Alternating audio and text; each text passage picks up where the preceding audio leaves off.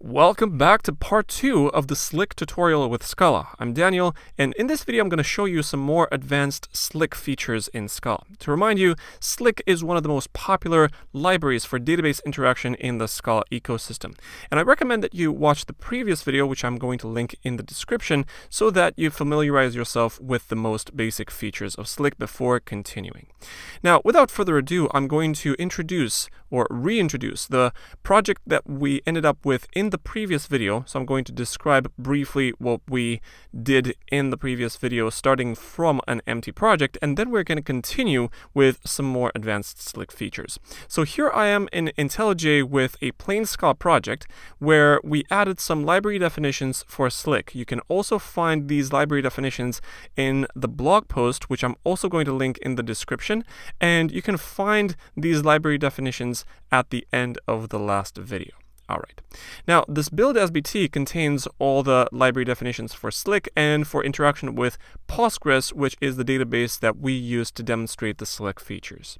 Besides build.sbt, which will make IntelliJ download all these libraries, we have a Docker Compose YML file to spin up a Postgres Docker container so that we have access to a database locally here on this computer. You can also find this Docker Compose YML in the blog post. You can copy and paste that into your own project. I show that in the last video with a bunch of setup for the database. Now, if you have this Docker Compose YML file, you can also take a look at the initscripts.sql, which is also contained in the blog post, which contains some commands to set up some tables in the Postgres database. And I wrote this initscripts.sql file under the db folder, which is under the main directory of the Slick demo project that I created from scratch. And this db folder contains initscripts.sql, and this file is referenced here in Docker Compose YML, so /db/initscripts.sql, and this is already mounted in a special directory in the Docker container, which is docker entry point initdb.d, and this file will be run by the Postgres service inside the Docker container. So with the Docker Compose YML file and this initscripts.sql in place, you can spin up your Docker container and you can navigate to the Slick demo project's directory in a terminal window. So I have a terminal window here and I navigated to the Slick project, and you can do docker-compose up to spin up the Docker container for Postgres. And I've done this before a bunch of times, and in the last video I also set up the Docker container with all the required tables, which is why the Docker Compose up command spins up almost instantly. And at this moment, you can open another terminal window on your computer. You can navigate wherever, it doesn't really matter in this case. And you can do docker ps to find out the identifier of the Docker container. I'm going to copy that, and then I'm going to execute docker exec -it. I'm going to paste that, and I'm going to use psql -U Postgres. This is the username with which we're going to connect to the database. And at this moment, we should have a terminal prompt which contains all the required tables for us. Now, in the previous video, I also set up some Scala code and configurations in order for us to connect to the Docker container with Postgres. And we have an application.conf here, which is also contained in the blog post if you want to check that out. And besides the application.conf, we have an object that we are going to use as an entry point for all our queries. And we have database for config Postgres, which automatically fetches this application.conf and spins up a connection to the Docker container. All right. Now, in the model object here, we have a single case class definition. We are going to use a fictitious IMDb movie database, and I created a case class here with an identifier, name, release date, and length in minutes, and I showed you what we needed to do in order to map our queries to our actual case classes so that we can operate with values in a type-safe way. So you can find everything in here in the previous video if you want to check that out. Now, in this video, I'm going to show you 3 features of Slick. First of all, I'm going to show you how you can execute arbitrary queries and map them to any case class that you want. Second is transactional queries, so that you can execute multiple statements in a single transaction, and if it just so happens that one of them fails, all of them will be rolled back, so you can execute everything in one go, and how you can join multiple tables. So let's start with the first one to be able to run any kind of queries. So here under the main application, we had some demonstrations for the regular create, read, update, and delete operations that we normally use in a database. And I showed you how you can insert movies, read them, read some movies with some sort of filters, update, and delete certain records in the database. Now, in this video, I'm going to show you how you can read a bunch of movies from the database based on a regular text-based query. So I'm going to say read movies by plain query. And I'm going to define my query in regular text. So I'm going to use a triple quote string so that I can actually use single quote characters inside. So I'm going to say select star from, and the table name can be found here under initscripts.sql. We have movies dot, and then we have movie in between quotes because otherwise the command here is case insensitive and the movie table has a capital letter. So I'm going to have movies.movie. I'm going to navigate back and I'm going to paste it here. So select star from movies.movie. Now, this text-based query can be as complex as you like. You can create inner selects, and you can add filters, joins, and everything that you might imagine. So this can be an arbitrary SQL query. And in order for us to map this query to actual movie case class instances, we're going to use a custom interpolator that Slick provides, which is the SQL interpolator. And notice that after you add the SQL token here, if you hover over query, notice that it's not a string, it's a SQL action builder, so you can add a bunch of methods to it. And for us, for the query that we're interested in to fetch movies from the database, you can say as, and then you can pass the type argument movie here, the case class that we added in the model. Now, this expression here is only applicable in the presence of a special object that is called a getResult of type movie. We're going to define that, and I'm going to show you what you need to do to be able to write your own. So I'm going to write an implicit val, and I'm going to call this, say, getResult movie, which is of type getResult of type movie. And this object needs to be constructed in a special way. I'm going to use getResult, which has an apply method. And the getResult apply factory method takes as an argument, notice that we have a bunch of overloads here. This takes a function from position result to t. The t is the type that we're interested in, which is in our case a movie. So f is a function from position result to movie. Position result describes a record that's being read from the database. And from that record, you need to obviously construct a case class instance.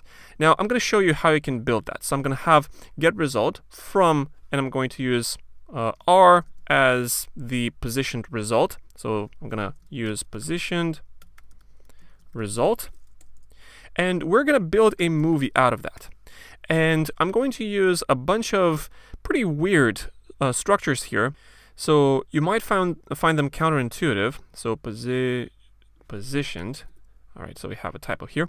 So I'm going to use positioned result dot, and I'm going to use a pretty interesting method that's called less than, which is a stateful method that will fetch the first piece of this record and consider that as the appropriate type for the movie's ID. So this less than does a whole bunch of magic behind the scenes, and this modifies the state of the positioned result to go to the next record. So if the positioned result is some sort of table or list or data structure that contains a movie ID, a movie name, and the local date, and the length in minutes, this positioned result will contain all of these fields, and it will need to parse them because it will be fetching them as binary or as strings from the database. So this less than will take care to automatically parse this little field into whatever is necessary to place it in the ID field of the movie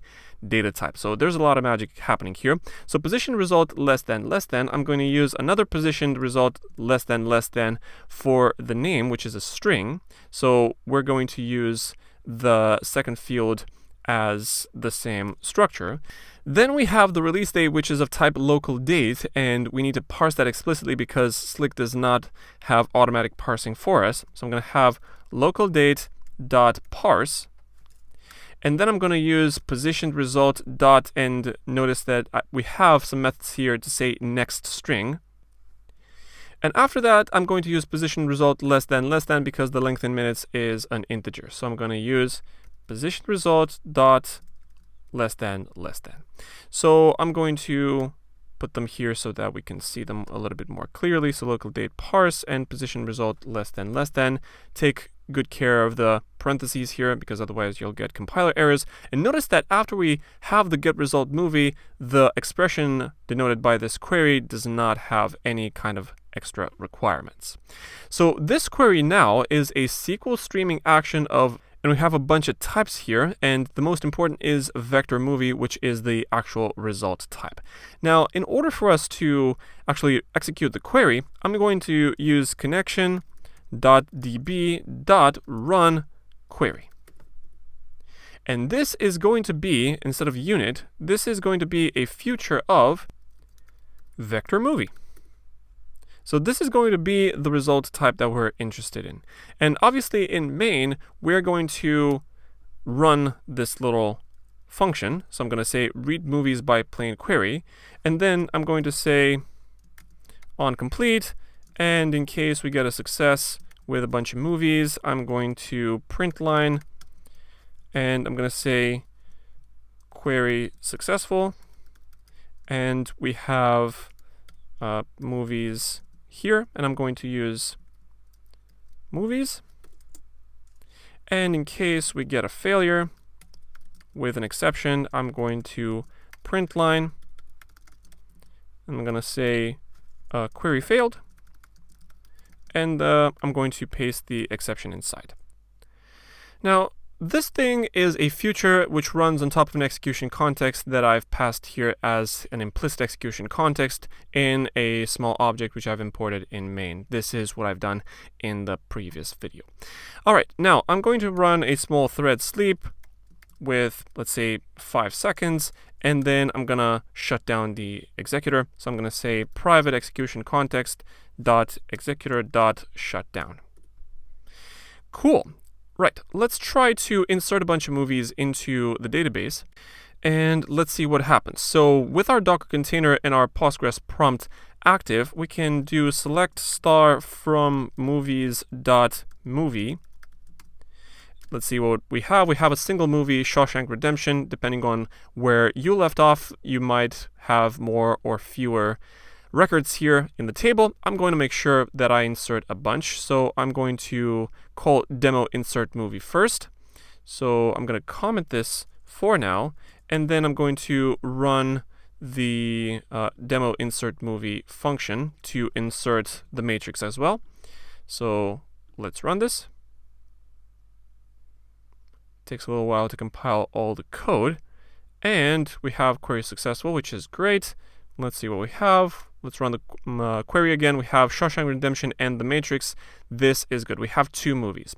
Right, now I'm going to remove that, and I'm going to run the application that I intended to run, and I'm going to restart my main application. Let's see what we got. All right, so we have query successful. We have movies with movie 1, Shawshank Redemption, and The Matrix with all of their data. And now we can process these movies in any way we see fit as regular data structures. This is great. This is one of the main reasons why Slick exists, to be able to run queries on the database and return records as our own data types so that we can process them in any way we see fit in natural Scala. And notice that the application also stopped after 5 seconds. Good, so that was feature number 1, to run any kind of query and type that to our own case class. Feature number 2 is to be able to run multiple queries in a single transaction, so transactional queries. Now, in order to be able to do that, I'm going to go to the model class, and I'm going to add another case class. I'm going to define a case class for actors. So I'm going to have an actor with an ID as long and name as a string. That's everything that we need. Now, in order to be able to work with actors from Slick, we're going to follow the same pattern that we ran in the previous video so that we can extend our functionalities for actors as well. So I'm actually going to copy most of this. I'm going to create things for actors, and I'm going to call this class, I'm going to call this actor table with a tag, and this extends a table of actor. I'm going to add the tag here for the constructor, some actors, and I'm going to call this actor. And this name must be the same as the name of the table in init scripts.sql, which is called actor, which is great. Let's come back. And we have the ID, which is a column long, and I'm going to call this actor ID. O.primary key and O.auto-inc. I described in the previous video what these things do. These are properties of that particular column, and we only need the name because we don't have release date and length in minutes. IDs and names are all we care about for actors. Now, in the mapping function star, we have ID and name, and I'm going to remove everything, and I'm going to have actor.tuple and actor.unapply. And I also described, it took quite a good few minutes to describe what this thing does. It's a bidirectional mapping function between a tuple and an actor. The actor.tuple is a constructor, which constructs an actor out of a tuple, and actor.unapply does the reverse.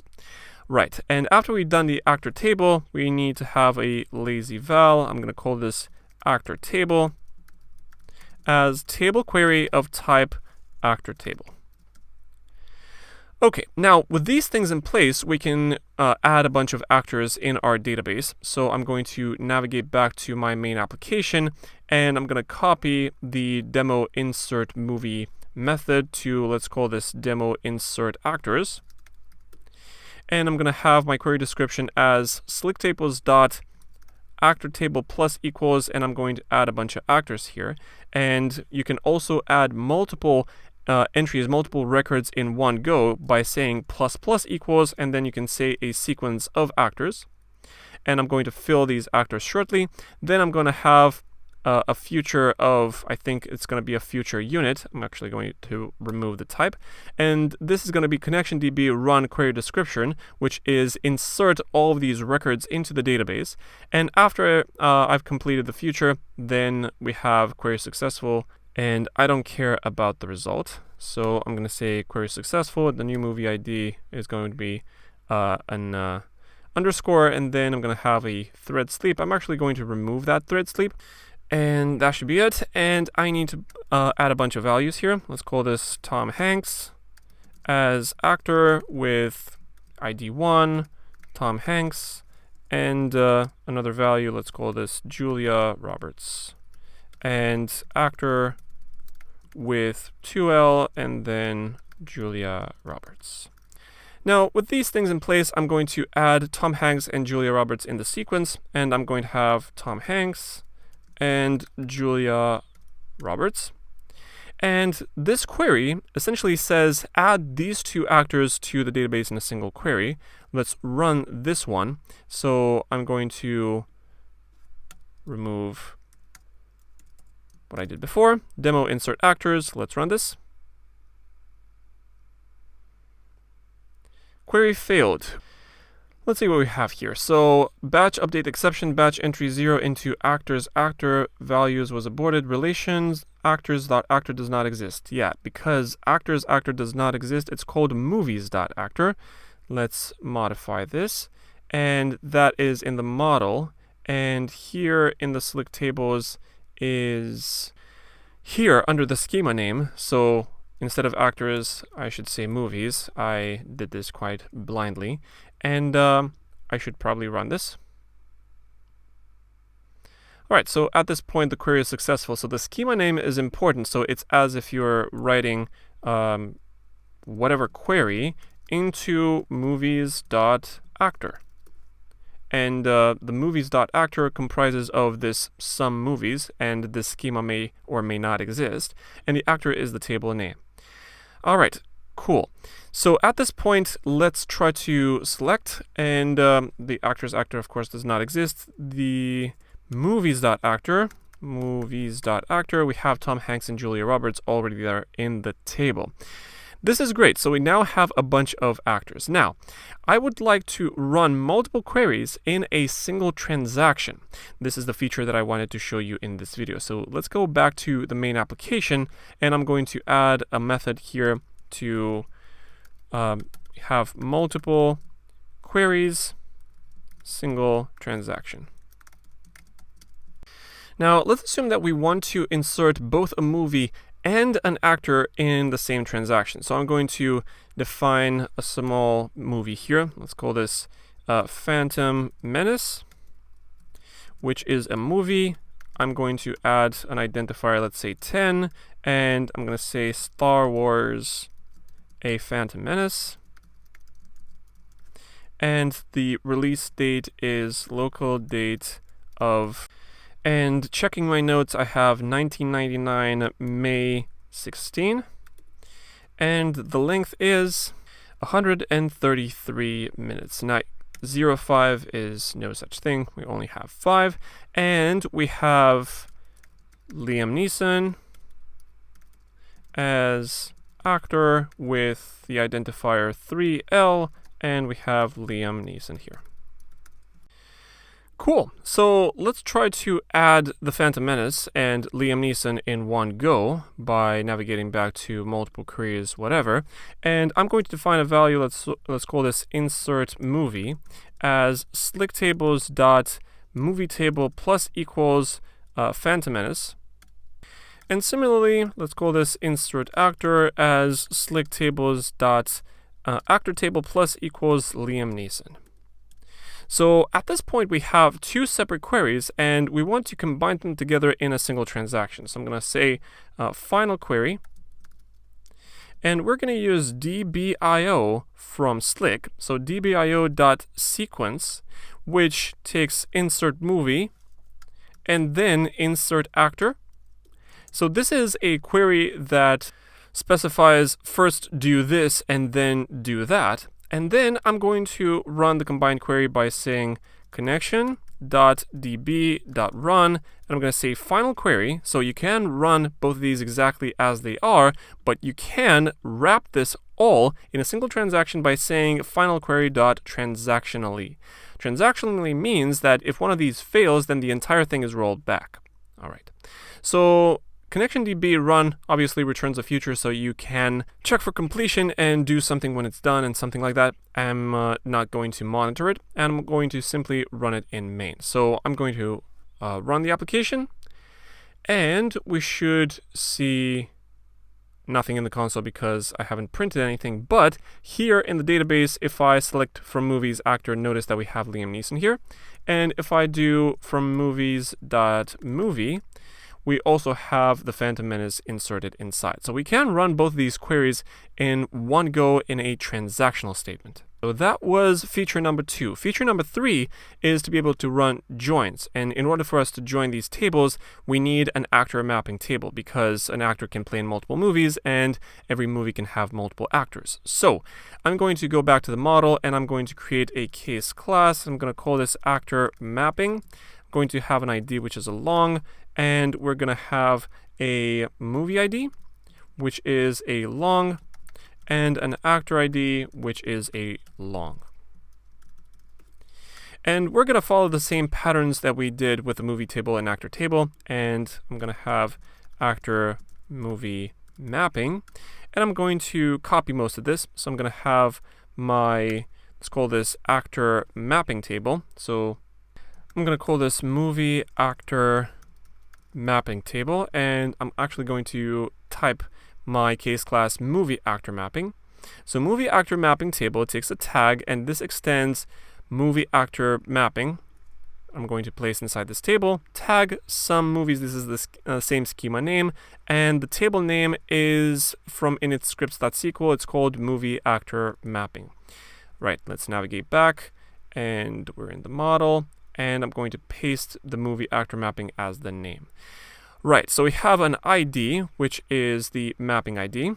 So I'm going to call this movie actor ID. This is again a primary key and auto increment. Then I'm going to have my movie ID as column string movie ID. And similarly for, what have I done?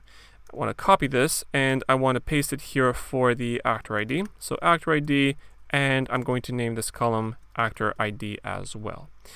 Then I'm going to override the mapping function. So I'm going to say ID, movie ID, and actor ID with movie actor mapping tupled and movie actor mapping dot unapply. Right, now the movie ID and actor IDs are not string, they're type long, so that we have the proper types here, and our mapping function works nicely now. Cool, let's do a lazy val now. So I'm gonna have movie actor mapping table as table query with movie actor mapping table. Right, so now we've added the type definitions for the movie actor mapping table. Let's actually insert a record in there. I want to insert that record for the Phantom Menace. And this is an easy enough query that I can actually perform by hand. So I'm going to go to init scripts and I'm going to copy this table because I don't want to type it by hand. So I'm going to copy that and I'm going to navigate to the terminal where I have my Postgres prompt and I'm going to say insert into this thing values, and we have the ID 1 for the association, the ID 4 in this case for the Star Wars movie, and number 3 for Liam Neeson because Liam Neeson plays there. All right. So we have a mapping here, and I want to be able to run a join. So I'm going to navigate back to my main application, and I'm going to define, let's call this find all actors by movie. And I'm going to pass a movie ID as a long, and this will return a future of a sequence of actors. So this is what I want to obtain. Now, in order to run a join, we need to define a join query. So join query as, and I'm going to take the table name that we added before. So we have the movie actor mapping table. So slick tables dot movie actor mapping table. So I'm going to run join between the mapping table and the actors table. All right. So I'm going to first of all run a filter, and I'm going to say underscore dot movie ID must be equal to movie ID, the argument to the method. And I need to be careful to use the triple equals method here because otherwise the equal sign is not does nothing and it's less than useless. It makes code extremely hard to debug. And then I'm going to run a join with the actor tables, so slick tables dot actor table. And then I'm going to run a join condition. So I'm going to say on, and I'm going to write underscore actor ID must be equal, which is triple equals, to underscore dot ID. And this essentially says something along the lines of select star from movie actor mapping table, join actor table on the actor ID from one side. So I'm going to say movie table M, join actor table A on M dot actor ID must be equal to A dot ID. So this is the select statement that gets compiled behind the scenes by Slick. And this is a query that has a very, very weird type signature. And this is essentially a query that when executed will return tuples. Then, if I want to run just the actors that I'm interested in, so I'm going to say map, and I'm going to have underscore dot underscore 2. That is to say, the join query returns just actors. So this is a query that operates on the actor table, and it returns a sequence of actors. This is what this query type means. Now, after that, if I want to obtain a future of sec actors, all I need to do is to say connection.run and connectiondb.run, and then I'm going to say query, the join query.result. And this obtains a future of a sequence of actors. And of course, you can monitor this future for completion. So I'm going to have find all actors by movie on the movie ID, and I'm interested in the Phantom Menace, which is number 4, so 4L, the long. And I'm going to say on complete, And in case we get a success with actors, I'm going to say print line